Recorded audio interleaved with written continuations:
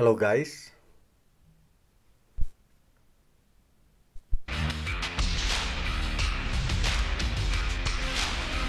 and hello world. Welcome po sa ating October 12, 2025 broadcast ng Sapol sa Serbisyo.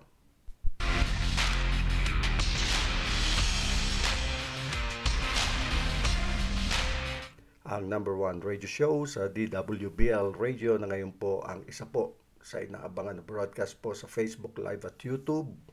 Sapol sa Serbisyo.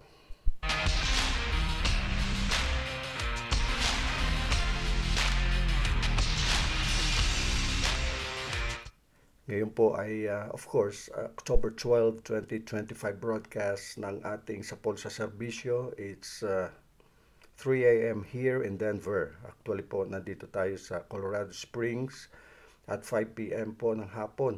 3 a.m. dito ng umaga. Diyan po ay alas 5 po ng hapon. But to tell you exactly, we are doing a recorded broadcast pero live po, no, papanoorin tayo ng Sapol mamaya kayo po, no, at yung mga inyo pong mga chat at inyong mga messages ay mababasa po natin.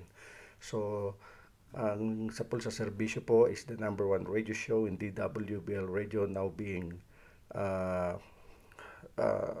broadcast live on YouTube and Facebook. At kung bago po kayo, no, sa ating Facebook page at YouTube channel, huwag mong kalimutan paki-like at paki-follow po ang ating broadcast sa Facebook page at ganoon din po sa YouTube. Huwag po ninyong kalimutan, no, i-like at i-follow po ninyo ang ating broadcast at i-share at ganoon din po, no. Pindutin lang po yung bell button na yan, yung narinig ninyong kalembang na yan, para po Sunday after Sunday nanonotify po kayo sa ating broadcast dito sa Sapol sa Serbisyo.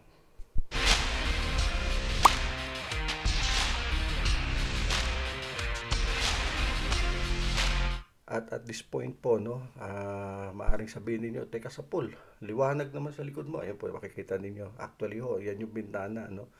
Temporary studio pa rin po tayo. Napakaliwanag po rito dahil ngayon po, no, ngayong araw na ito ay 9:12 a.m. po itong ginagawa nating recorded broadcast na ito. Friday po rito. At dyan sa inyo gabi, 11:12 p.m. po dyan sa Maynila. So, sabi ko nga po, no, mag-chat po kayo at mamaya ho, no, although this recorded dahil sobra po ang schedule natin, no, hindi tayo makapag-broadcast po tuloy-tuloy lalo po sa madaling araw. Pagbalik ko natin ng Chicago, live na naman huli tayo. At yun nga ho, babasahin natin yung mga messages nyo mamaya. At ito lang po, no, pinakamahalaga lang po, no, mag-ingat po tayo. Nabalitaan po natin na meron palang nangyaring earthquake na naman. Actually ho, no, parang sunod-sunod siya. Meron sa Luzon, tapos doon sa Central Visayas, ngayon naman to sa Mindanao. At ito nga hong earthquake na ito, no, sabi ho ng ating kaibigan, tinanong ho natin kasi 7.4 magnitude earthquake ito sa Davao Oriental October 10, yeah, naganap ito. At naramdaman sa ilang probinsya po ng Western Visayas. At yun nga po, nangyari yung lindol, no, 9:43 a.m. at ang lalim ay 10 kilometers at ang epicenter niya ay 62 kilometers southeast of Manay, Davao Oriental. So apektado po, isa sa naapektuhan yung Davao Airport. Gagaling ko lang po dyan noong August, ano, at yun nga, maganda yung lugar. Ngayon, ewan ko, no, marami akong nakikita ng mga pinsala sa online media at pati sa mga Facebook post. So magdasal ho tayo, no, at binalita nga po sa atin ni Bureau of Fire Protection Region 11 Regional Director si General Junito Maslang na so far, ang nakikita pa lang po ay isang bangkay o isa ho yung namatay, casualty, at ina-assess po lahat ang damage ngayon, no. I hope and let's pray na hindi ho ganun kalala. At ito ho'y babala po sa atin ito, no? Meron ho tayo isang predicted 7.2 magnitude earthquake, ano, na pwedeng mangyari anuman sa Metro Manila hanggang ano po yan, no? Bulacan, tatagos yan ng San Jose del Monte, mga siyudad ng Pasig, ng Mandaluyong, or what's this, mm, ng Quezon City, no? Ng San Juan, Marikina, hanggang dyan yan, babasagin niya yung South Luzon Expressway. Hindi lang po yan, ano, tatagos pa yan hanggang dun sa sinasabi nga nila, Carmona area to a portion in Tagaytay. So this is a 100-kilometer stretch fault line, yung pong tinatawag natin Marikina fault line. Sabi ko nga po, no, ako ho, inaamin ko na po sa inyo, no, I always prayed, no, to our Lord God Almighty, that this predicted 7.2 magnitude earthquake, the West Valley Fault Line, will not move anymore. So yun po ang magagawa natin, no? Napipredict po natin, na-forecast natin ng bagyo, na-forecast natin ng volcanic eruption, but never ito pong mga lindol na ito. So wala hong kapangyarihan ng sino mang tao ang kaya hong pumigil sa lindol kung di kapangyarihan po ng Diyos. So that is what I am asking each and every Filipino now, both there in the Philippines and abroad. Pagdasal po tayo pare-pareho, higiin natin ang awa at habag ng Diyos. Dahil napakalaking pinsala po ang mangyayari kapag naganap po ito. Hinog na po ito, no? Every 400 years, nangyayari po, gumagalaw itong fault line na ito, West Valley Fault Line. At hinog na siya, sobra na siya sa 400 years. Kaya I encourage everyone, please pray hard. No, seek the Lord's blessing and mercy that this West Valley Fault Line will never move anymore, that the powerful hands of God will completely seal it. Yun po ang mahalaga, mga kasapol, sa panahon natin ngayon. At pakabilis ng oras, ano, yun palang na pag-uusapan natin. At ito po, no, nag-update din po kami dito sa mga balita po sa atin dyan sa Pilipinas. At check ko lang ho ito, no. Na-appoint na pala ng Pangulong Bongbong Marcos ang bagong ombudsman, no, sa katauhan po ni ex na siya, DOJ Secretary Jesus Crispin Boyeng Rimulya. So siya po ang newly appointed ombudsman at pinalitan niya po si ex-ombudsman Samuel R. Martires, dating justice po ito ng Supreme Court. At siya po ngayon, tong si Rimulya, ang ikapitong ombudsman. At kung isasama po yung mga naging OIC at acting, siya po ay pang-12. So umaasa po tayo, no, na itong mga appointment na ito ay walang halong politika ito. At ito po ay magpa-function ito si Boyeng Rimulya, no, base po sa itinatadhana ng kanyang tungkulin as Ombudsman of the Philippines. So yun lang po ang sa atin, ano, tingnan po natin, sana wala hong mga planong hindi maganda rito. At yan na nga po, no, meron ho akong na-receive din na at siya makulit itong mensahe na merong white ribbon protest na naman daw po, no, nagaganapin ay hindi ko lang alam kung Biyernes ba o sa Linggo. So anyway, ano man ho itong protestang ito, gaya ng ano sinabi ko nung mga nakaraang broadcast natin, sana ho hindi ito haluan ng politika, hindi ito ginagawa para lang po may iupo ng bagong leader at magtulak ng isang coup d'etat. Actually, sa akin po, no, binigyan na po tayo ng pagkakataon ng 2022 national and local elections na iboto po itong ating mga pinuno ng bansa na ngayon po mga nakaupo ito, no, malaya po ang ating kalayaan na piliin sila. At bukod po diyan, ano, ito ho ay pagpapatunay ng ating pag-exercise ng ating karapatan, no, sa ating saligang batas, no, na karapatan natin upang pumili ng leader, bumoto. Nangyari na po, tapos na, binoto na po natin sila. Ngayon, kung tayo ho ay palagi na lang magpapalit ng leader sa pamamagitan ng isang revolusyon o coup d'etat, nakita naman ho natin kung ano yung mga nangyari noong nakaraan. Noon hong nilagay ang Pangulo, hindi ho natin, no, binabanggit lamang natin ito dahil this is factual. na nung pinalitan ang Pangulong Marcos Sr. noon, na talagang dapat naman siyang palitan, tumawag siya ng snap election, nandaya siya. So, siya ho ay natanggal sa kanyang pwesto sa pamamagitan ng People's Revolt. Sabi nga nila, the bloodless, no, people power in history of the world.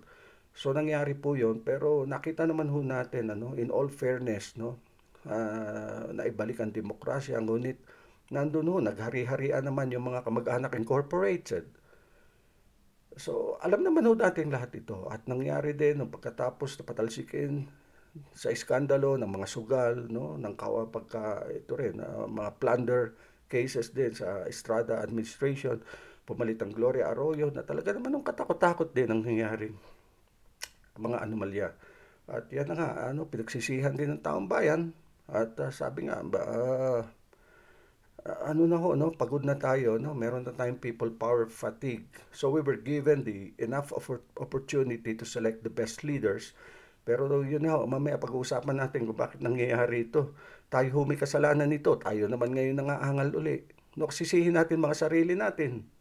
So sa akin po, no, ang mahalaga, no, i-push natin ang gobyernong ito, si President Ferdinand Marcos Jr., na agarin, bilisan na pagsasampa ng mga kaso kahit kamag-anak niya pa ang masangkot dito. Yun ang hinihingi ng taong bayan, na wala hong sinuhin dito. Na ito ho ang magpapatahimik sa atin at magbibigay sa atin, no? Hindi lang sa atin, kundi mamaya i-discuss natin pati ho sa business community ng katatagan, no, ng kasiguruhan, no? Na ito pong gobyernong ito ay talagang sa 3 taon niya, itutuwid niya lahat, aayusin niya. So yun ang hamon, no, dito sa gobyernong ito. Anyway, yan nga po, no, kaya isa na sa nais nating pag-usapan.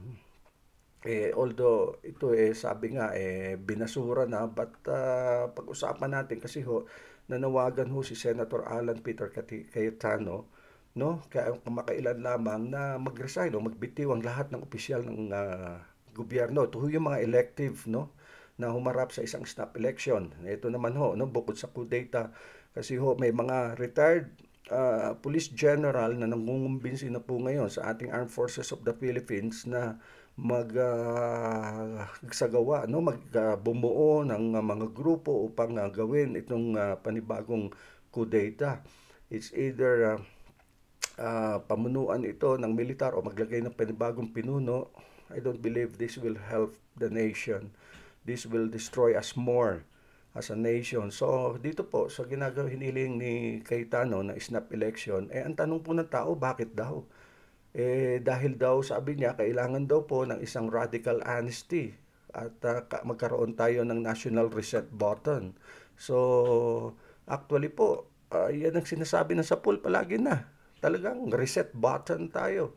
At hindi ko malaman kung ano ang pumapasok dito sa ulo ni Cayetano na ito, na isang abogado, na bakit niya naisipan na imungkahi itong snap election, gayong malinaw naman ho. Wala naman itong actual na provision po sa ating 1987 Constitution. So, saglit lamang ho, tinitingnan ko lamang ho, kasi ho baka isipin ninyo masyadong malabo ho tayo sa screen.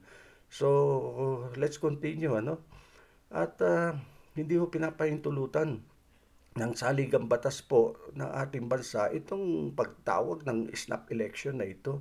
Bumoto na tayo noong 2022. Yan nga ho kasalanan ho natin Nilagay natin yung mga tao na yan, na mga magdarambong, magnanakaw, o ngayon sisisihin natin yung mga yan. Sisihin natin yung mga sarili natin, kayo na bumoto sa kanila. So kaya nga po, ang panawagan po na ito ni Cayetano, mga kasapul, ay para sa akin lamang po, sa panawagan niya na magbitiw po ang lahat ng mga opisyal from the executive diyan po sa Malacanang hanggang Kongreso po. Pag sinabing Kongreso, Senado po yan at saka Kamara, na para magkaroon ng bagong hanay ng mga pinuno para daw po maibalik ang tiwala po ng publiko sa gitna po ng mga ganap na ito, ng sandamukal, ng mga pandarambong ho. Hindi ho basta corruption ito, We're talking here of trillion of pesos of public funds na kinasasangkutan nga po nitong mga opisyal ng gobyerno at opisyal ng public works and highways. At hindi lang po yan. Sama nyo yung COA, sama nyo yung PICAB, sama nyo yung ibang mga ahensya ng gobyerno. Sino ho ba itong si Cayetano, mga kasapol, na para manawagan ho ng ganito? Nasa unang banda po ay imposible po ito sa legal na aspeto po, no? Na talagang parang gusto niya mangyari. Isa pa ho, no? May kredibilidad pa ho ito si Cayetano para manawagan ho ng ganito. Si Cayetano po, mga kasapol, ang nag-nominate po kay Chis Escudero sa pagka-Senate President po, no, noong 2024, kung atin pong alalahanin. Baka ho kasi nalilimutan ho natin, ano? Yan ho yung nag-nominate kay Chis Escudero at pinatalsik nga ho nila sa pagka-Senate President noon, ito hong si Mig Zubiri. So yan ho ang Cayetano na yan, no? At ito ho namang si Escudero na kanyang iniluklok bilang Pangulo at naging Senate President nga, mga kasapul, siya naman ho ang naging dahilan ho ng delay sa impeachment case po ni Sara Duterte na nakahain po, no, naiakyat po sa Senado. So ito po yung ano, no. Again, ulitin ko po, hindi po ako laban sa Duterte, hindi ako laban sa Marcos. So we're just talking here, no, on facts. Na yan ho ang ginawa nitong Escudero na ito na inipong Pangulo, no, ninombrahan nitong si Cayetano. At mga kasapol, ano, isa pa rin po, no, kung talagang seryoso at gusto talaga nitong si Cayetano na magsipag-resign, itong sinasabi niya, no, na lahat ng mga government officials, yung mga elective po, no, total, panukala niya yan, hindi ko alam kung laro niya ba yan or whatever, bakit ba hindi na lang unahin niya ang pagre-resign? Di ba? Total siya nakaisip eh. Di siya mag-resign. Ba't hindi? Magdadamay pa siya ng iba. Uunahin niya para makita talaga how serious he is, no? In his proposal, no, to go on with the snap election, siya mag-resign. Siguro, ang style nito ni Cayetano, gusto niya maniguro. Mag-resign muna yung iba, susunod na lang siya. Ano ba yan? Di ba? Gawin niya muna. Huwag yung puro dak-dak siya. Ang hirap po sa ibang mga politiko dyan. Gumagamit pa ho ng kung ano-ano mga salita kung saan hinuhugot eh. Ngayon po mga kasapul, no, malabo pa po sa sabaw ng pusit ang gusto hong mangyari na mass resignation nitong si Cayetano na ito, no? Dahil alam naman ho ninyo, no, mga kasapul, tsak ho, ito ho ang masasabi natin. Maniwala ho kayo, no, sa hindi. Na tiyak po mga kasapul, na kapag nag-resign, halimbawa ho, itong mga kandidatong, itong mga politiko na ito, no, na nakaupo ho sa ating gobyerno, yung mga binoto ninyo nung 20, kasi ho, ako kung tatanungin ninyo, baka ho, dalawa lang sa mga ibinoto ko yung nanalo. Oo, hindi ako bumoto ng luma eh. Hindi ako bumoto ng mga sikat chupoy. Oo, hindi talaga. Ang pamilya namin hindi, naghahad po kami ng pagbabago. So dito po, no, kung halimbawa ho mag-resign itong mga opisyal na ito, maniwala ho ba kayo na sa snap election hindi tatakbo tong mga to? Tatakbo sila rin. Pamilya rin nila ang tatakbo. O ano mangyayari? Magsasayang lang po ang taong bayan ng panahon, no? Magde-declare na naman tayo ng walang pasok, no? Pati trabaho, pati eskwelahan para lang pumunta sa mga voting places, no? Voting precincts at gagastos po tayo. Alam niyo kung magkano? Pinakamahina na po ang 15 billion pesos. Tapos sila din uli ang babalik sa pwesto. Sila din na naman ang mandarambong. O ano? Ha? Tama ba? O siguro magtawanan na lang tayo. Gino-joke tayo ng mga naku po, ano bang klase ng politiko? Kaya tama-tama ka na, no, Cayetano, no? Puro kayo mga political dynasty rin, no? Dapat talaga magising na po sa katotohanan. Kayong lahat, tayong lahat ng mga botante. Yun po ang pinakamahirap sa atin. Bobotante pa rin ang pumipili. Kaya ho, tayo nagdudusa, patuloy na nagdudusa at lalo pang magdudusa kung mga bobotante pa rin ang pupulot, ang mga boboto. So ito po, ang nangyari, ang katotohanan, ang mga bobotante, no, sa mga nagaganap po na mga kasibaang ito, mga pandarambong na ito sa ating kabanang bayan ng mga full politicians na binoto ninyo. Ng kanilang mga pamilya, no? Diyan sa politika. At ganoon na rin kasama yung kanilang mga kabal o yung sindikato o yung kasabwat nila. Ayan, nangyari na nga. Hindi lang ho public works ang may nakawan, ha? Hindi lang ho public works, abay pandarambong. Marami pa. Unahin na ito, mahal na Pangulo.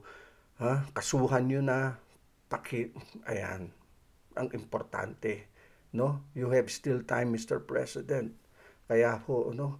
Sa susunod na botohan po, bagong pangalan, no? Bagong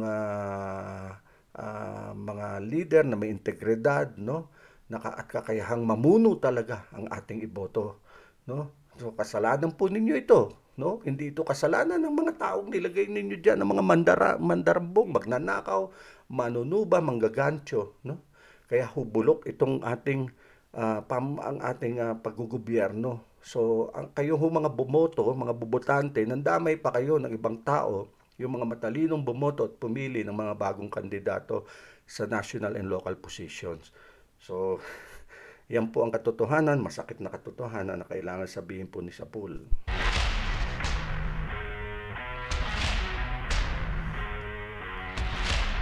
At yun nga po, no, humingi na po ang ating ICI, yung ating Independent Commission on Infrastructure. Humingi na po ito ng urgent request sa DOJ, no, nandiyan pa ho si Crispin Remulla as secretary, no, na mag-issue ng lookout bulletin. Actually yung lookout bulletin, iba ho ito sa whole departure. Dito lang po sa lookout bulletin, mamanmanan lang po ng ating Immigration Bureau kung saan ba pumupunta, lalo sa labas ng bansa, itong mga sumusunod na ito na sinasabi, no, na dahil sa kanilang pagkasangkot dito sa pandarambong, no, ng ating flood control funds, no? Sila dating Speaker Ferdinand Romualdez, no? Talagang dapat bantayan ito. Yan, ikaw isa ka pa, Senador Francis Escudero, no? Senator Jinggoy Estrada, Bong Revilla, dating senador. Si Joel Villanueva, ha? Talagang dapat kayo masyadong ewan ko, no? Kaya sabi ko dapat ito yung mag-resign na sabihin mo kay Tano. Hindi yung mga lahat ng elective. Itong mga kasama mo, sabayan mo to mag-resign. Sila Estrada, si Villanueva. Ngayon, yung dati yung senator, ngayon mayor dyan sa Makati, na si Mayor Lourdes Binay, isa pa rin. Pati si Commissioner Lipana ng COA. Ayan na nga, naglipana na yung kanilang mga pandarambong na yan na issue. Kasama yung asawa niyang kontraktor na si Marilu Laurio Lipana. So ito po, mga kasapul, ano? Tapos ang daming mga congressman Romulo, Congressman Arjo Atayde, ang ganda-ganda ng na ewan ko ho, no? Pinakikita nila talaga yung kanilang mga kayamanan, yung kanilang buhay na talagang masabi mo, wow, ewan ko ba, ba't pinagyayabang pa ng mga taong ito? Ito si Nick Briones na taga Batangas are. Yan, sila Madrona, sila Benji Agaraw ng Laguna. So, ang dami ho. Kung makikita ho natin, ang dami ho, no? Dito sa ating listahan na sinabi ho na lookout bulletin, kasama ho sila District Engineer Loida Busa Magalong. Magalong pa apelyido nito. Si Congresswoman Marivic Copilar dyan sa Quezon City. Ganun din si District Engineer Ramon de Vanadera. Sounds familiar yung apelyido, di ba? De Vanadera. Wari ko ari taga Quezon At nandyan din sila District Engineer Johnny Protesta. Ngayon ka magprotesta. At saka ito si District Engineer Arturo Gonzales Jr. Ang dami ho, no? Hindi na ho natin mabasa lahat. So, this is the challenge to our President BBM Jr., ano? Na bilisan nyo na ho itong pagsasampa ng mga kaso at definitely, no, lahat ng kasong ito plunder, no, wala hong piyansa ito, no, non-bailable ito, at makita ho natin kinukulong itong mga ito saan man sila ikulong, basta makita natin at umusad ito, walang sisinuhin ka, mahal na Pangulo. So yan po, no, ang kailangan po natin mga kasapul, hindi po people power. Ha? Baka magkamali-mali na naman tayo, kayo rin po mga kasapul, magdudusa.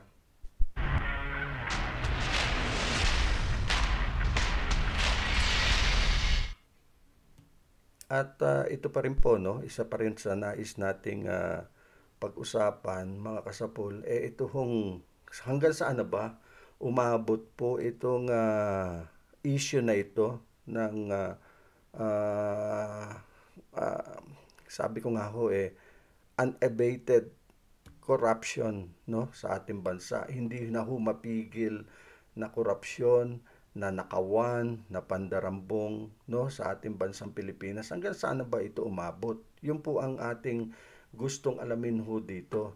Well, dito po, no, makikita ho ninyo, no, sa ating image, sa ating screen. Yan ho, isang broadcaster po yan, no, si Gretchen Ho.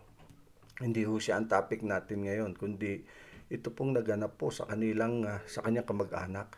No, mayroon na pong malaking stigma na hinaharap po, no, ang bawat Pilipino po, lalo na po ang mga Pilipinong kagaya po namin na nandito ngayon sa Amerika, no, na dahil po binabangungot po tayo at hinahabol tayo ng multo.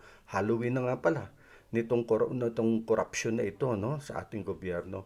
So sobra-sobra na po talaga, no, mga kasapul, ang kahihiyan na dala po ng pandarambong o itong sobrang mga pagnanakaw ng mga kawatan na sa ating gobyerno, sa ating kaba ng yaman. Sobra na po talaga, no, ang kanilang kabal na nagpasasapo sa pera po ng sambayan ng Pilipino, mga kasapul.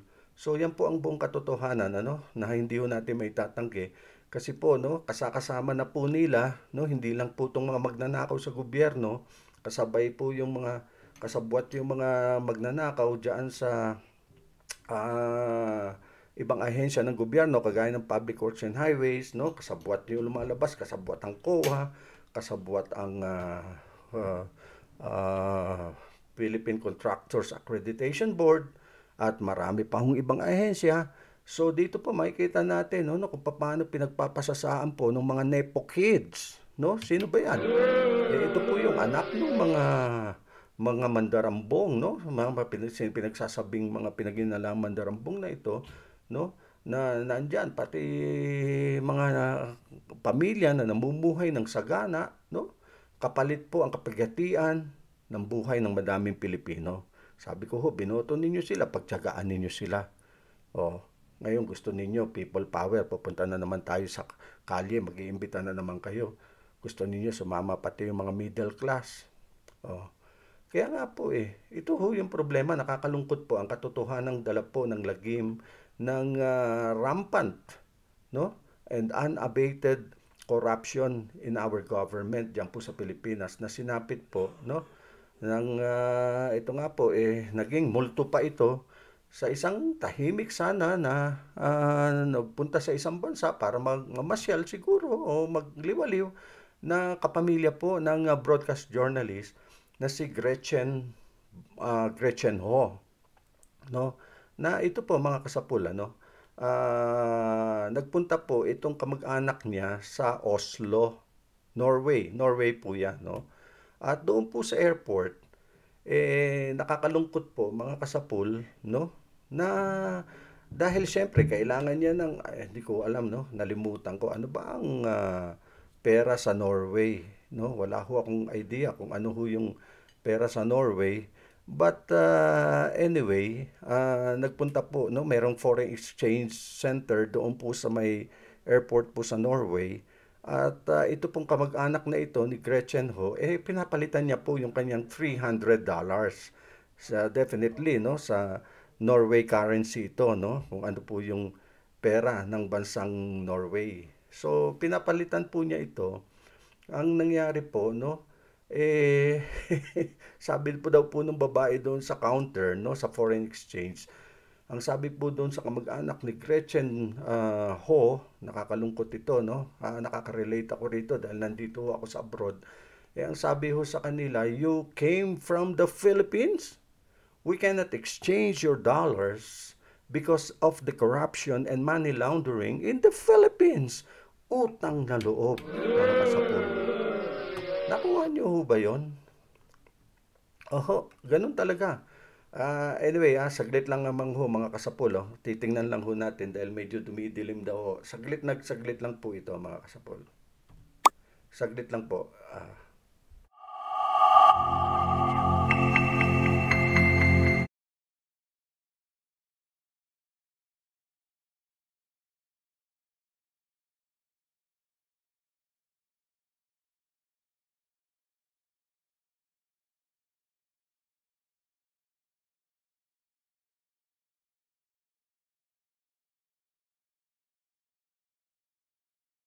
Okay, thank you po, no? Nagbabalik po tayo, no? At yun nga, tinatalakay ho natin, no? Tiningnan lang ho natin kasi talaga raw hindi ma-adjust na yung ating, temporary studio. Pasensya na po kayo, no? Pero ang mahalaga po, dito po tayo, nagbo-broadcast pa rin.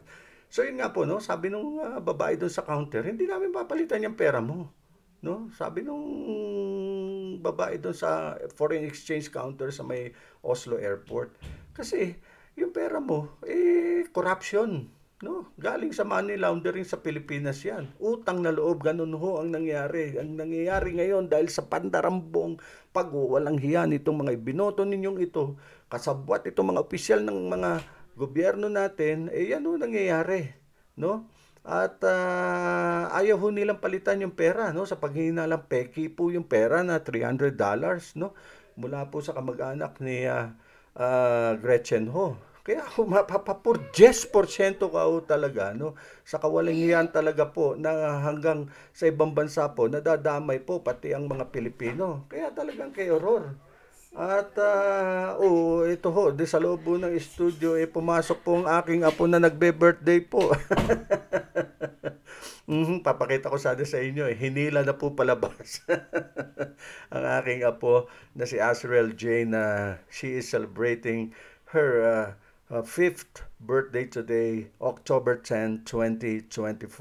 No? May konting party po mamaya. At tayo na nga po, no, patuloy tayo. Sabi nga po, sabi po nung, excuse me po, sabi nga po, ng kamag-anak ni Gretchen, no, tunay, hindi naman peke yung kanyang $300. Pero dahil pinagdudahan ho ito na madumi, no, at ginamit pa, no, sa money laundering mula sa nakaw, ayaw ho tuloy palitan noon hong foreign exchange. Nakuha niyo ho ba kung ano na ho ang idinudulot nitong pagnanakaw na ito, mahal na Pangulo? Kaya bilisan mo, mahal na Pangulo. Ipakulong mo, kasuhan mo, i-convict mo na yung mga yan. Ito rin po, no, mga kasapol, no? Ang Norway po is one of the 10 top richest and least corrupt nations in the world. Kaya ho siguro ganito ang ginawa nito, no?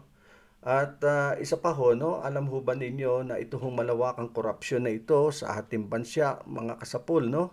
Ay tinawag na rin po, no, ito ng ating SEC Commissioner na ito pong korupsyon na nagaganap po ngayon sa ating bansa, no? Widespread corruption.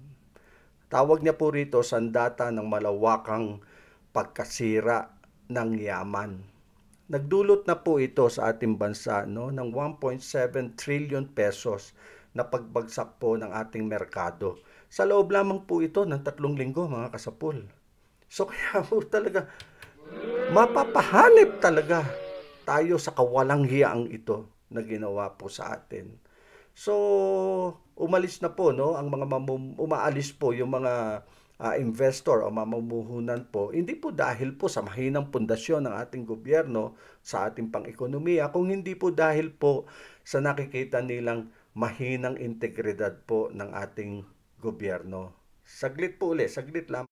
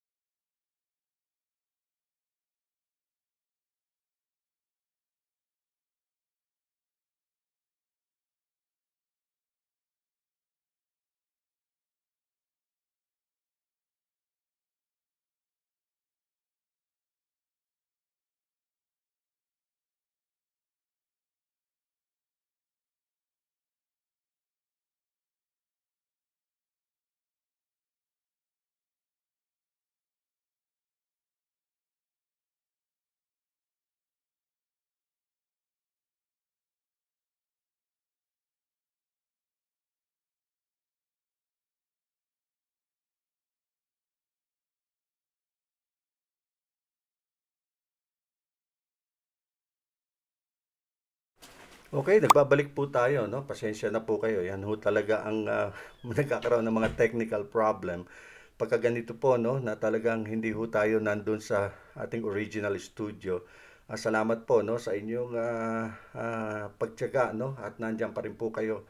So, yun nga po, no, bago ho tayo mawala ng konti sa ere, dinidiskurso ho natin. Ito hong nagiging epekto na, no, nitong mga pandarambong pagnanakaw na ito. Sabi ko nga po sa inyo kanina, no, yung ating widespread unabated corruption in government, no, sa mga mamamayan natin na tahimik na namumuhay, no, na walang pakialam dito, na bumoto naman ng tama, walang pakialam sa mga kabulastugan ng gobyerno, ngayon, no, pati sa ibang bansa, no, alam na po ng mundo kung gaano po ang kawalang-hiyang nangyayari sa ating gobyerno. So damay po yung ating mga tahimik na mamamayan. Isipin ninyo pagdudahan ng pera mo, no? Laundered money, yun yung mga nilabhan, nilinis na pera mo naman sarili galing sa trabaho. So again, no, umaalis na po yung mga mamumuhunan dahil sa mga, sabi nga natin kanina, mahinang pundasyon, kung hindi dahil po mga kasapul sa tinatawag natin mahinang integridad na ng ating gobyerno dahil nga hindi nga makontrol. So this is now the right time for the President, BBM Jr., no, napakita po sa buong mundo na ipakukulong niya itong mga ito. Sino man to, congressman, senador man yan, no, kung sino man yang mga sangkot diyan at base sa investigasyon ng ICI. So sino ba ang may kasalanan mga kasapol? Ulitin ko, sa paglalapo ng korupsyon sa ating gobyerno nitong mga nakawan na ito, itong mga pambubudol na ito sa ating bayan at kabangbayan. Hindi ho ba mga bobotante rin po? Yun hong mga bobotante na umiidolo po sa mga politiko nila, no? Na parang akala nila sikat na artista yung mga politiko nila, kahit mga sirang pamilya rin, kahit na mga political dynasty na sila dyan, ilang taon na sila dyan, sinasamba pa rin nila at pinagtatanggol kahit na magnakaw, kahit sanggano, kahit na dinastiya, kahit na nagmumura, no? Kahit na anong dumi ng katawan. Walang alam, sasambahin pa rin nila. Yan ho ang problema natin, kaya ho hindi tayo makakawala sa paghihirap. Oh. Mga kasapul, ulitin ko po, no, ang utang po ng ating bansa ay 7.27 trillion pesos na po. Dahil sa ating mga kapabayaan, umaasa tayo, hindi tayo ang gobyerno dapat ibigay sa atin trabaho. Dito po sa Amerika, kaya sinasabi nilang land of opportunity, ang dami hong trabaho. Sa atin po kasi, pinaasa ng mga politikong binuboto ninyo na kayo umasa sa mga 4Ps, umasa sa mga AYICs, umasa sa mga AKAP, no? Samantalang kung matino ang gobyerno, libreng pag-aaral, lahat may trabaho, ha? Yung ibang bansa dito papupunta para doon papupunta diyan sa Pilipinas para magtrabaho, no? At wala kang babayaran sa mga ospital, hindi yung zero balance payment. Hindi na po, automatic na 'yon. At pag nagbigay ng mga ayudang pagkain, hindi mo na kailangan yung barangay. Buwagin na yung barangay. Pampadagdag gastos lang yan. Pampadagdag corruption lang ang mga barangay, mga kasapul.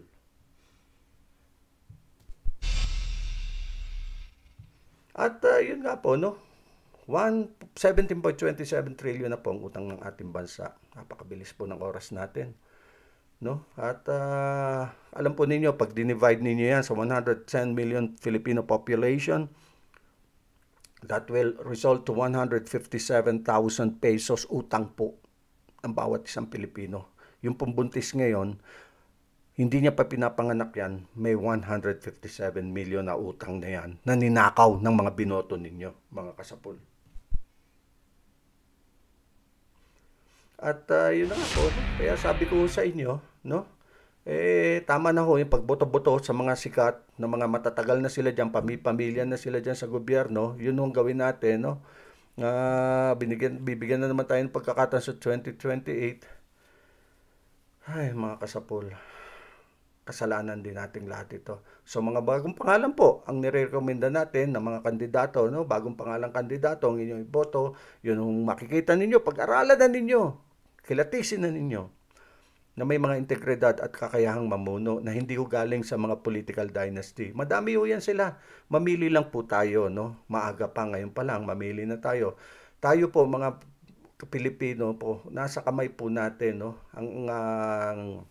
Sa ating sagradong balota at pagboto manggagaling po ang pagbabago, hindi po sa kalye palagi.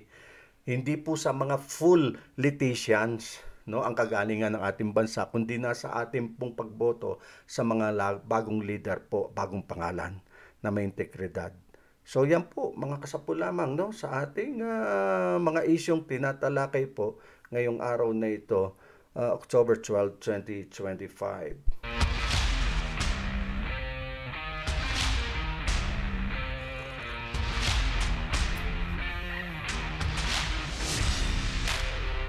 Pasensya na po, nagkakape po si Kap sa pool dahil dito po umaga pa po, no? At although recorded ito, lalabas po ito diyan sa Pilipinas sa 12. At huwag ko kayong mag-alala, no? Yung mga chat po ninyo, babasahin po natin yan live, no? Patuloy po tayo dito sa poll sa serbisyo. At ito po, yung mga news bits lang po na natin, mapag-usapan natin bago ho alam po ninyo, ang pinakamahalagang portion po ng programang ito ay yung sharing the word or the gospel. Doon po, mabubuksan tayo, makinig po tayo palagi sa salita ng Diyos. At ito po, no, mga kasapol, teka, hanapin lang po natin. Ayan, ang Bureau of Fire Protection po, no, teka, ito ho muna, Bureau of Fire pa rin po ito. Bureau of Fire Protection po, dyan po sa Pilipinas, no, ay ito pong kanilang basketball team, no, na nanalo po ito sa ginanap na Philippine Uniformed Services Sports League. Nakatatapos lamang, nag-champion po pala ang Bureau of Fire Protection basketball team. At yan po sa larawan, makikita po ninyo, no, na nag-courtesy visit po sila sa Chief BFP na si Director Jesus Piedad Fernandez, kasama po ang Deputy Chief for Operations na si General Wilberto Rico Nil Equantiu.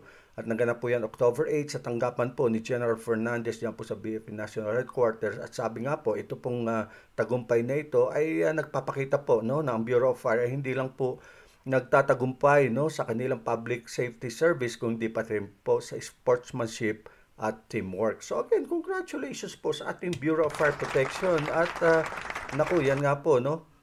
Ito po, no, yung mga bombero po natin dyan sa Region 7. So patuloy po ang kanilang sa kanilang palakpakan po natin sa kanilang ginawang rescue and retrieval operations, ano, sa naganap na lindol dyan, 6.9 sa may Bogo City at mga kalapit na lugar. Patuloy po sila, no, nagbabalot ng mga bombero po natin yan ng mga relief goods para at nagbubuhat, nagdi-deliver sa mga lugar po na mga relocations, ang tawag natin diyan, yung mga area kung saan po dinala yung ating mga biktima. So umasa po kayo, no, na ang Bureau of Fire Protection po, no, sa ilalim ng pamumuno ni General Jess Fernandez ay patuloy po sa kanilang Humanitarian Assistance Disaster Response o HDR. At yun nga po, no, itong naganap na naman na lindol na ito, 7.4 diyan po sa may Davao Oriental. So nandiyan po, no, sabi nga natin through Chief BFP General Jess Fernandez and the Regional Director si General Junito Maslang, hindi po sila magpapabaya. Nandiyan po sila sa unahan ng hanay sa pagliligtas po ng buhay, sa pagkuha po, no, malungkot man sabihin, ng mga nasawi, at higit po sa pagbibigay pa rin ng tulong hanggang sa huling sandali po, no, na maibigay ang pinakahuling butil ng relief goods sa mga nangangailangan. Nandiyan po ang Bureau of Fire Protection. Palakpakan po natin ang Bureau of Fire. At dito naman po sa Caloocan, no, nagkaroon ho pala ng turnover naman ng fire truck dyan, no, at tinanggap po ito yung isang brand new fire truck, no, yung symbolic key, tinanggap po ito. Dalawa pala na fire truck ito na bago. Tinanggap po ito ni BFP National Capital Region Director si General Jaime Ramirez. Kasama niya rin doon ang Caloocan Fire Marshal na si Superintendent Jackie Ngina at ganun din po ang District 2 District Fire Marshal na si Superintendent Flor Ian Guerrero. Tinanggap po nila ito, no, mula po sa mayor po ng Caloocan, no, na si Mayor Malapitan. So napakaganda po, no. October 6 po naganap po ang turnover na yan mula po kay Mayor Dale Gonzalo Malapitan. At ito po mga kasapol ay pagpapakita lamang po ng magandang ugnayan po ng Caloocan City LGU at ganun din ng ating Bureau of Fire Protection. So congratulations at dumako lang po tayo sa Pasig BFP.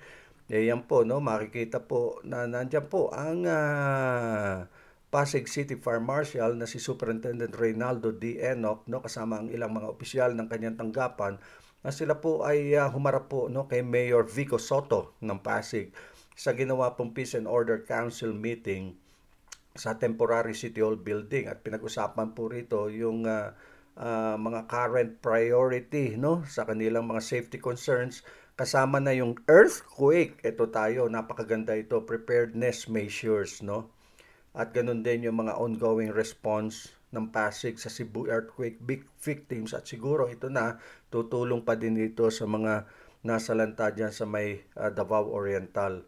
So mahalaga po itong mga ginagawang ganitong klase ng mga Peace and Order Council meeting dahil ito po ay nagbibigay po ng overall disaster readiness strategy po sa Pasig City Government. So congratulations po sa ating BFP Pasig City kay Superintendent Ray Enoc. At dito naman po sa Quezon City Fire District, no, nagsagawa sila noong October 7 or October 6, 2025, no, ng kanilang third quarter command conference, no, na pinangunahan po ni Quezon City Fire Marshal si Colonel Rodrigo N. Reyes, ano, at ng mga operations and admin section chiefs, no, at mga concerned personnel ng Quezon City Fire District. At ito po, no, ay isang paghahanda rin po sa gaganapin po na third quarter command conference po ng BFP NCR. Ito po ay para mailatag po ang groundwork para sa upcoming third quarter regional command conference nga na yan. So again, congratulations po sa mga paghahanda na yan. At dumako lamang po tayo sa Bureau of Jail, no, National Capital Region.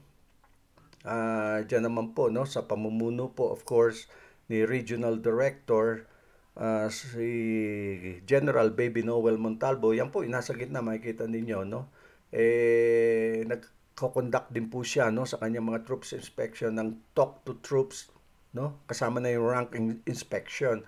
At yan po ay ginanap po, no, yung larawan na yan sa San Juan City Male and Female Dormitories noong October 6. Ito po yung regular activity po ng BJMP National Capital Region para po mapalakas po ang disiplina, no, masigurado po na ginagampanan po yung mga regulasyon, no, na iniaatas po ng BFP at BFP NCR, BJMP at BJMP NCR, at mapalakas po ang moral ng mga personnel in line of duty.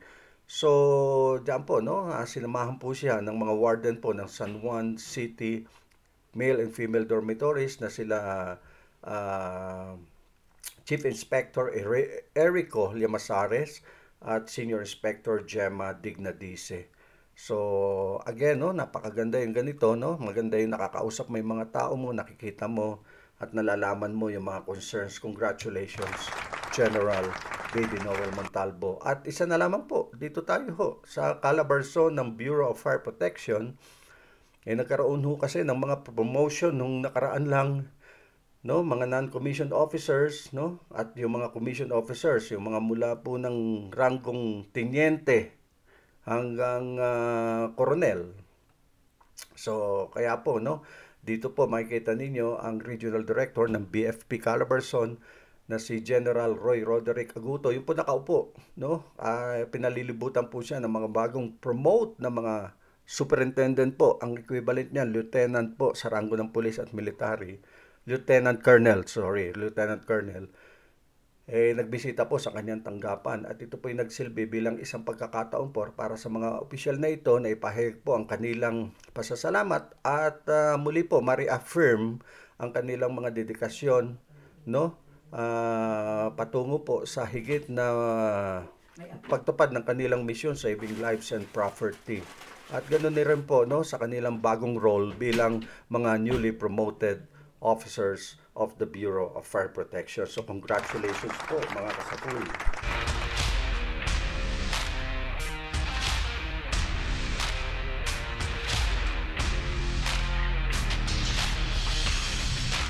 At yun nga po, no, talagang kahit po dito sa Amerika, ang oras ho napakabilis, hindi po nagbibiro at talaga naman kung ewan ko kung paano po yung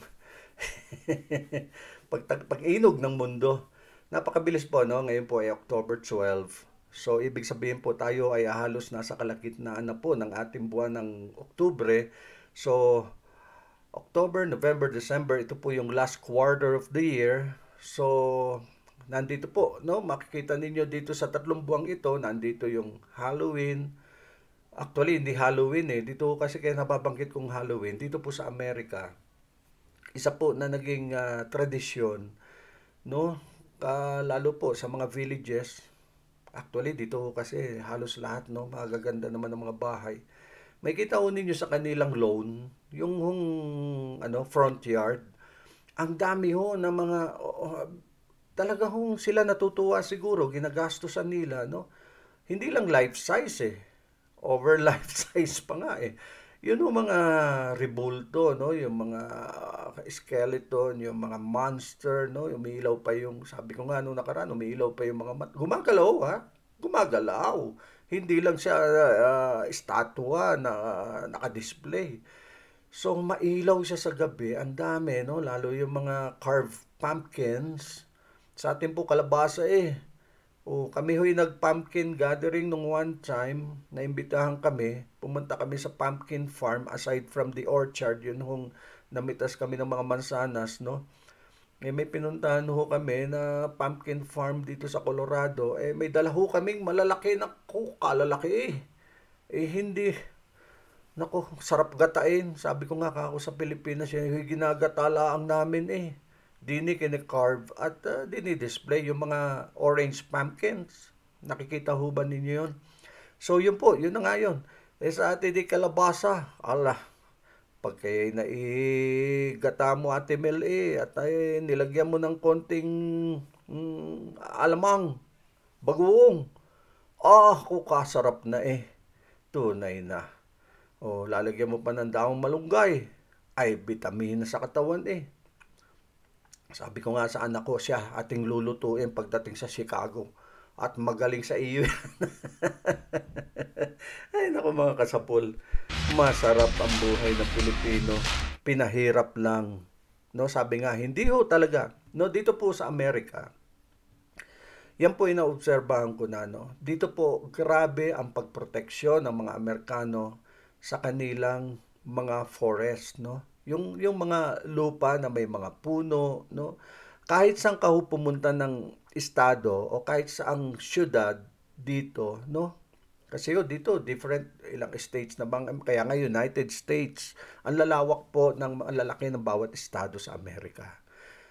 So dito po ang isa sa prioridad na pinoproteksyonan po nila yung kanilang environment. Diyan po wasak na wasak ang Pilipino. Napakasalaula, balasubas, no? At ang mga Pilipino po at ng mga opisyal ng gobyerno, sa halip po proteksyonan, gusto nila i-convert pa ito sa commercial. Ay, kay horror, kay barbaridad. Yan po talaga. Yan ang aminin natin, no? Na tayo namang mga tao, walang ginagawa, asa lang tayo, bigyan ang dumiho ng Pilipinas. Dito po nakita natin, no? Although sabi nga, ang hirap ikumpara raw ng first world sa third world. Actually no, tayo, first world dapat na tayo ngayon.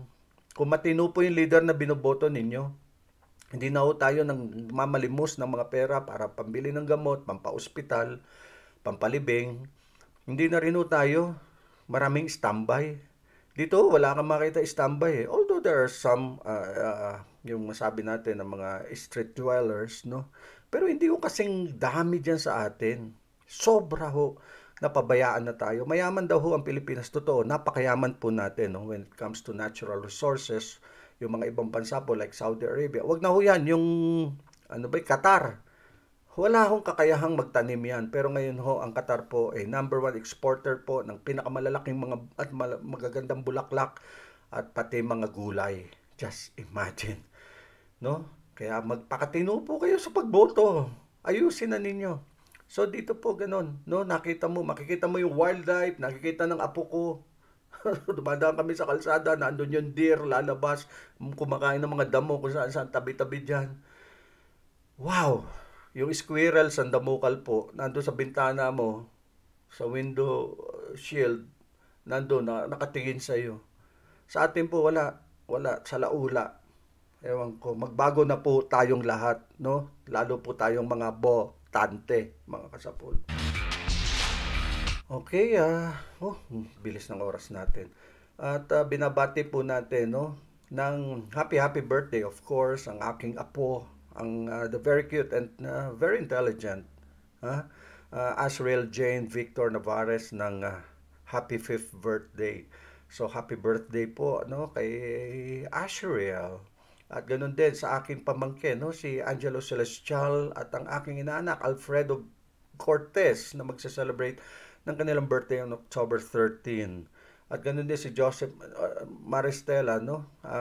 October 15, si Josefina Lopez, no? Ito po yung mauna, napakalapit po sa atin. Ito po kilalang kilala ito ni ES, ha? Bersamin, si Josefina Lopez. October 16 at ang kababata ko si Marico Navas Valderrama. Pagaling ka, God's good to you. No, kasama niya magbe-birthday ang aking kumari si Irene Almares, October 18. At binabati po natin, of course, si Dave and Ann Zoller. Thank you so much for all your generosity and kindness to us.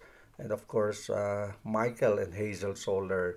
At si Lieutenant General Alan Iral, ang former chief ng BJMP. At si Lieutenant General Louis Poracan, ang former chief naman ng Bureau of Fire Protection. At ganoon din, lahat ng general po ng ating BJMP, si Retired General Rinco Tademon Chaos, at ganoon din sila Generals Efren Imeño, Dennis Rocamora, at sino pa, Paulino Moreno at Delvi Correro. At binabati natin ang mga diarista po, no, mga newsmen na nanonood po sa atin. Tony Antonio, nandiyan po siya sa may Michigan. Si Baby Aguilar Nava, Adela Zamora, Susan Amoroso, at siyempre si Willie FYI Espiritu, at si Freddy Manyalak, Julian Meneses, Cedric Igbuhay, Joel De La Torre, Paul Bulilan sa Cebu. Oo nga, no, sa Cebu nga pala siya. General Chris Maralit, no, nasa Amerika rin po, at si Billy Sadik David ng Cavite, Rolly Garcia Hulika, DWRB, at ganun din si Danny Cruz, no? Dati kong kasama to sa Manila Bulletin. So, binabati rin po natin mga kasapol ang Navas family, si Alex Nartea, laging nanonood sa atin yan, at si Ronnie Lubag nito, at ganun din si Mamay Bido at Nanay Feli Gonzales. At siyempre, ang MLQU at MLQU Section 87 at ang Iris Batch 82. At siyempre si Erlyn Villegas Pailano at ang Laruga family, Tia Renita, Vanji Flynn, Elia at Chacha Doring, dyan po sa Canada. Hopefully, magkita-kita po tayo dyan next year. At si Vice Vizcara, of course, Edwin Sandagon and family, dyan po sa may Cavite. At si Fort Mangoba, General Manuel, Colonel Crosby Gumawang, Joel Roncales, Colonel Johnny Marsan Reyes at ang kanyang asawa na nandiyan po sa may Antioch, sa California, no? Na si Dr. Connie Marcaida, Richard Kilang at Engineer Ariel Miranda, Auring Medina Soriano at Dr. Carlos Carl Miguel. Baka malimutan natin. At syempre, ang nag-iisang Love of Lilia Nature's Farm, Mama Lilia, at si Heidi. Ganun din si Sister Emily, si Buddy and Angie Lopez, at si Danny and Sonia Peñalosa, Dr. Iris Ray Iglesias, no? Nanonood, Hunyo, nanonood sa atin. Si Helen Flor Bernstein ng California, Sacramento, umuwi na pala. Judge Jesse and wife Epi Morales, Ate Mel Landicho Lintao, thank you po. At si Lara Lintao, at si Jude Gula, Ate Miles, at Kuya Romy Nunag na nandiyan po sa may San Francisco, California. Si Noel Navarez, no, sa Singapore. Nasa LA si Ate Miles at Kuya Romy Nunag. At binabati ho natin si Chris de Guzman. Sana magkita kami ni pangalan to, yung kanyang kapatid. pagbalik ko sa Chicago, si Rodel, yeah. At ganun din, of course, binabati natin si Teresita Yamat, no? Si Shane Yamat at si Tess Yamat Vendero.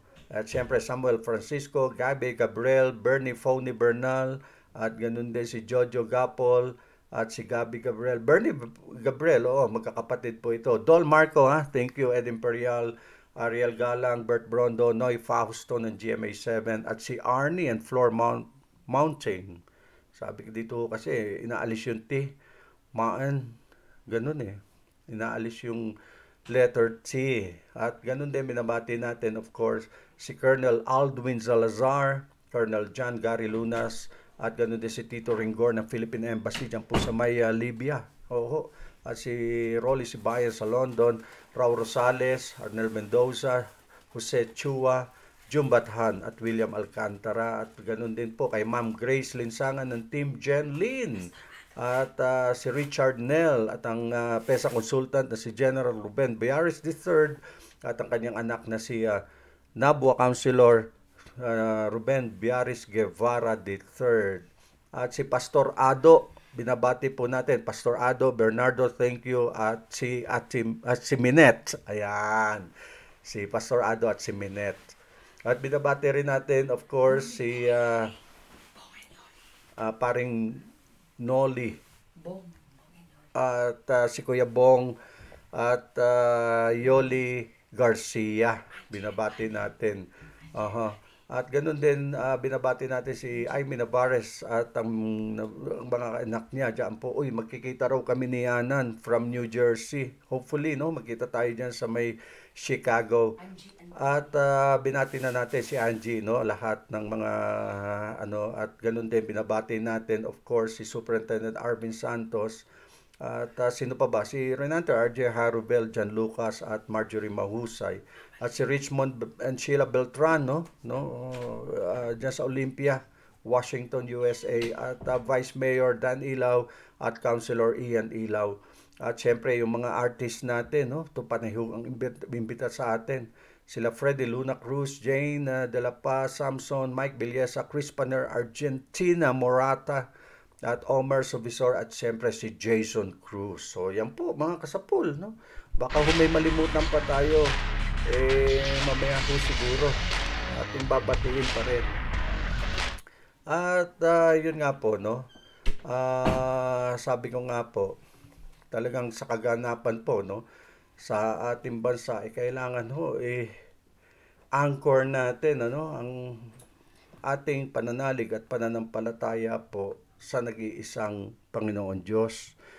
At yun nga, bago tayo pumunta, sa last segment ng ating program, binabati ko rin si Major Gerald Orias ng Bureau of Jail Management Penology, si Lily Ramos, baka malimutan ko, Colonel Xavier Solda at Colonel J. Rex Bostinera ng BJMP, at ang Tio Ben at Tia Leonie Maristela, at si paring George and Alma Pagulayan, yan, baka malimutan, si Maring Eva Balisi Ayers, no? General Wally Asyong Daos, at si Marilyn Cortigera Maristela, ayan, Kaling Mondoy, Ilaw, baka malimutan natin, no? Ariel Salvacion, at si Ariel Galang, nabati na natin yan, si Colonel Henry Mojica, no? At Pastor Ado and Minette Bernardo, binabati natin, ulit po natin. So baka kasi Maria Anita Flores, no, nanonood din sa atin. So okay, nabati na natin. So mga kasapulan, no, sabi nga po natin, ang pinakamahalagahong bahagi ng programang ito pong sharing of the gospel or word of God. So sa mga nagaganap po sa atin, no, sabi nga, how can we make our nation great again? Baka tanongin ni iba, pati ba yan binabanggit na lahat po, no? Lahat po ng nasa balat ng mundong ito, no, o mundong ibabaw kung tawagin, lahat po ng nagaganap rito, pangyayari, ito po lahat, no, ay nasa banal na kasulatan po ito. Kung susuri, kaya ang mahalaga po tayo, makakilala sa Panginoong Hesus at ating basahin ang kanyang salita. Sabi po sa Isaiah chapter 26, 1:6, kasi po ang ating pinag-uusapan ngayon, paano natin gagawing mabuti muli, no, o ano ba yung great? mahusay muli ang ating bansa. Sabi po dito, no, Isaiah 26:16, let me read this for each and every one of us. Matatag po ang ating lungsod, si Yahweh po ang magtatanggol sa atin at magbibigay po ng tagumpay. Ulitin ko po, ang Panginoon Diyos po ang magbibigay at magtatanggol sa atin at magbibigay ng tagumpay. Maliwanag po yan, no, sa talatang ito. Buksan ang pintuan at hayaan pumasok po ang matuwid na bansa na lagi pong tapat. So binibigyan po ng lubos na kapayapaan ang mga may matatag na paninindigan at sa iyo'y pagtitiwala. Magtiwala kayo kay Yahweh magpakailanman sapagkat ang Diyos na si Yahweh ang walang hanggang kublihan po ng sangkatauhan. So ibinababa po niya ang mga nasa itaas at binabagsak niya ang lungsod na kanilang tinitirhan. So ganun po tayo, nagiging hambog tayo, mapagmataas tayo. Kaya ang nangyayari ho, ganyan eh. Kita ho ninyo, sinasapit natin, this is now the right time. There's no other time.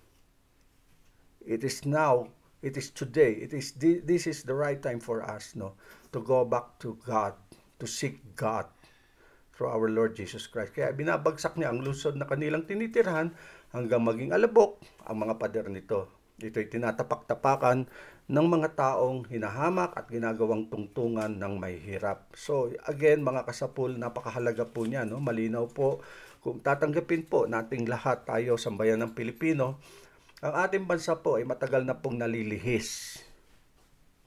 Ulitin ko po, matagal na pong nalilihis o mas sumasama pa po dahil po sa politika o yung tinatawag na political expediency.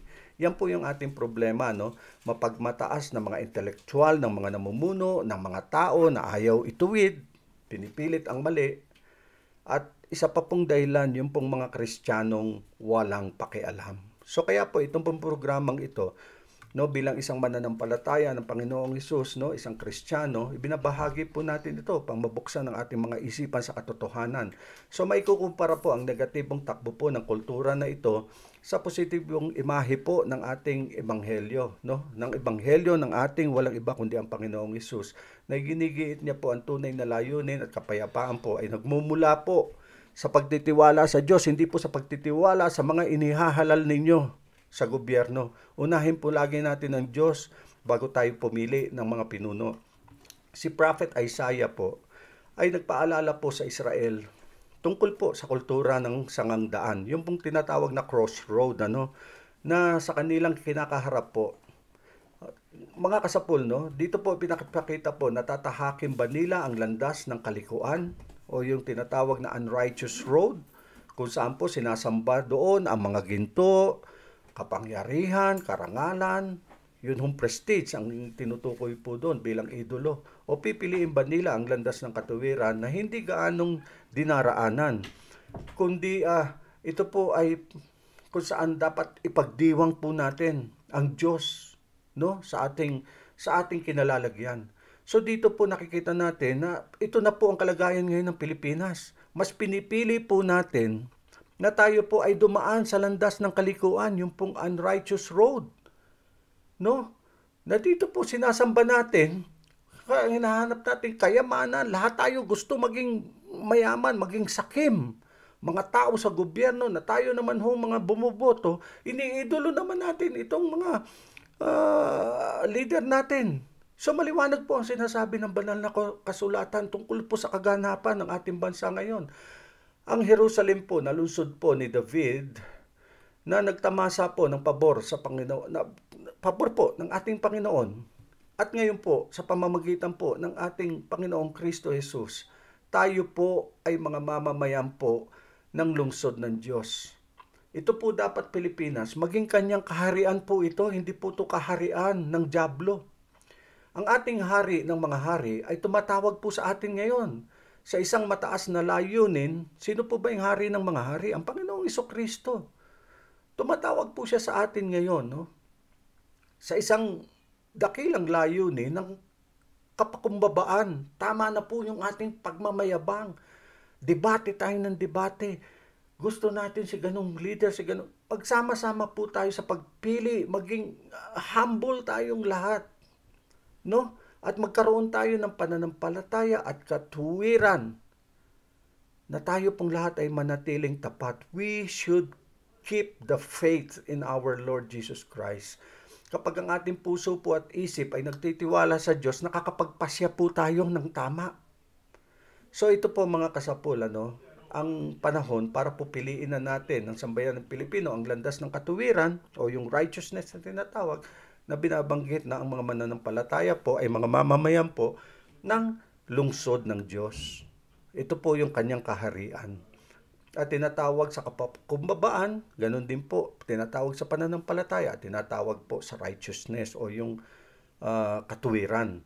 Kaya nga po, upang masulong po ang isang bansa, katulad po ng Pilipinas, makasulong po ito, makaalis sa kanyang kahirapan, dapat po magkaroon tayo ng pagbabago ng approach, mga kasapul. Palitan po ang mga pansariling interes, maging tayo po ng mga bumoboto, at palitan po ito ng pagmamalasakit po sa kapwa. Ibig sabihin, other-centered concerns po ang kailangan gawin natin. Simulan ang mga usapan at tanong po, paano tayo magtutulungan para po sa kabutihan po ng sambayan ng Pilipino nating lahat at ganun din po ng kabutihan po ng ating bansa. Pangalawa, magkaroon po tayo ng repentance o pagsisisi. So ito po yung kahandaang magsisi po sa ating mga kasalanan, sa pagiging pagkamataas, pagkamakasarili, at ganun din po yung ating mga kasakiman. At ganun din yung ating mahinang pagtitiwala. Minsan nga po hindi mahina kundi kawalang pagtitiwala po sa ating Panginoon Diyos, na dito po sa kasalukuyan dinadanas po nating mga problema, at hinaharap na mga oportunidad, hindi po yung ating kayabangan makasarili po ang dapat na mangibabaw po sa atin, kundi kapag pakumbaba at pagkilala sa Diyos sa pagpili po ng ating mga bagong leader. So, pangatlo po, na kailangan gawin natin yung pagtuon po sa pananampalataya, na dapat po magkaisa po tayong gawin na muling maging dakila po. Yun po yung binabanggit ko kanina, great again, dakila ang Pilipinas. Kung gaano po natin gagawing dakila po muli ang ating Panginoon Diyos sa bansa natin. Una ay Diyos, mahal na mga kasapul. So nagsisimula po ito sa mga Kristiyano po o mananampalataya, na itaas po ang ating bandila ng paniniwala sa pamamagitan po ng pagbabahagi po ng katotohanan ng Ebanghelyo sa pagbuo po ng bansang kaharian ng Diyos, sa pagbuo po ng pagkakaibigan ng mga taong magkakaiba-iba. Sabi po sa Isaiah chapter 48 verse 18, sana'y pakinggan mo ang aking utos. Kung gayoy, ang iyong kapayapaan ay magiging parang ilog, at ang iyong kagalingan ay katulad ng mga alon sa dagat. So mga kasapul, kailangan po natin ang humility, kapag kumbabaan, maging mapagpakumbaba. Kailangan natin kilalanin ang Diyos sa lahat ng ating pagpapasya, sa lahat ng ating gagawin, unahin siya, upang sa ganun po maging tama ang ating mga desisyon, maging tama ang ating pamunuan, maging tama rin ang ating mga pag-uugali, upang ang bansa natin ay maging great again. At dito po sa bansang ito na ating itatayo muli, ang naghahari po dito ang Panginoon Diyos, hindi po itong mga leader na inilalagay natin. Sila po ay magsisilbi sa kalooban ng Panginoon Diyos. At tayo po ay mananalangin.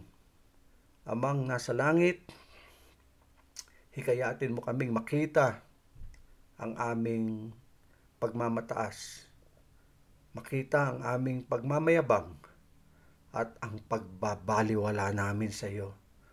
At bigyan mo kami ng lakas ng loob na gawin kang dakila sa aming bansang Pilipinas, Panginoong Diyos, upang ang aming bansa ay maging dakila muli. Ito po hinihiling namin sa matamis at makapangyarihang pangalan ng Panginoong Hesus. Amen, amen, amen. So mga kasapul, yan po ang ating broadcast ngayon pong araw na ito, October 12, 2025 dito po sa Colorado Springs, United States of America. At sunod na broadcast natin, Chicago. So, maraming salamat po, no? At magkita-kita po tayo muli, mga kasapol. Mamaya basahin ko lang yung mga ano natin, messages. So again, maraming salamat po dito sa Sapol sa Serbisyo Broadcast in America, October 12, 2025.